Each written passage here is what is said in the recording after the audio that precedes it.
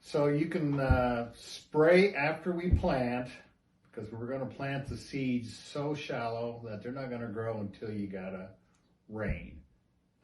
And you have about 7 to 10 days after a rain, after we plant it, because we're not going to plant the seed in the moisture. So if it rains 2 days after we plant,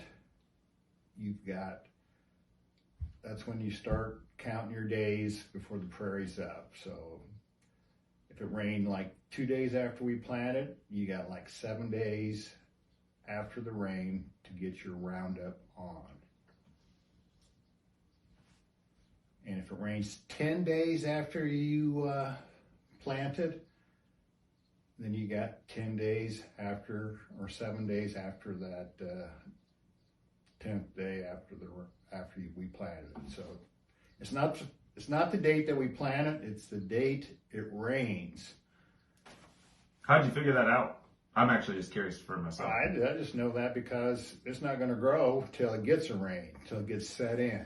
That makes sense. Because we're planting it shallow, and if you plant it so deep to get it down in the moisture to grow when we plant it, I guarantee you're planting it way too deep and it'll never come.